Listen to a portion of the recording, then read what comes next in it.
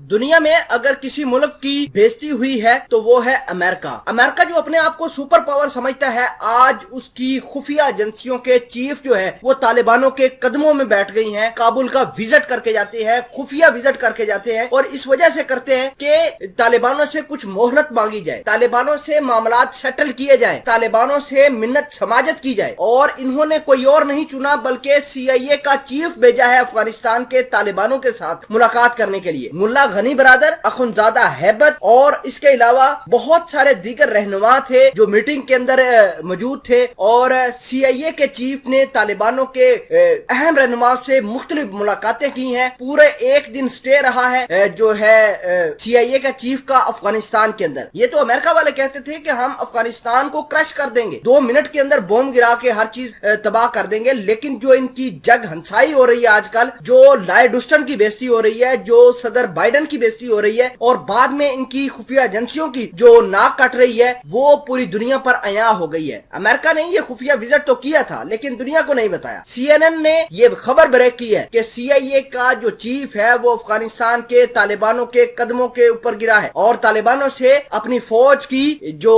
भीख मांग रहा है कि हमारी फौज को कुछ मत कहना, हम मामलात को डिस्कस करेंगे और आपको इस हवाले से एक एक चीज करके बताएंगे। छोटी सी गुजारिश है कि आप हमारा YouTube चैनल हसनात टीवी को सब्सक्राइब करके पास मौजूद घंटी के निशान को दबा लें ताकि लेटेस्ट न्यूज आप तक बरोक्त पहुंचती रहे। नाजरीन ग्रामी, बहुत बड़ी डेवलपमेंट निकल कर सामने आई है कि अमेरिका की जो CIA है उसके चीफ अफगानिस्तान आया है और अफगानिस्तान के तालिबानों के कदमों में जाकर गिरा है कि हमें हमारी फौज को, हमारे लोगों को एवैक्यूएट करने दिया जाए। आपको ये बता दें कि सुहेल शहीन जो के तालिबानों के स्पोक्स पर्सन है, रिप्रेजेंटेटिव है और बात करते हैं तालिबानों के हवाले से, उन्होंने एक बात करी। उन्होंने BBC को इंटरव्यू देते हुए कहा कि तालिबानों ने अमेरिका के साथ ये डील करी है कि 31 अगस्त के बाद अगर कोई नेटो का फौजी या अमेरिका का फौजी यहाँ पर रहा तो हम उसको मार देंगे। ये सुहेल शहीन ने दोबारा अमेरिका को वार्निंग दी थी इंटरव्यू के अंदर। उसके बाद अमेरिका के अंदर जाहिर सी बात है खलबली मचनी थी। अमेरिका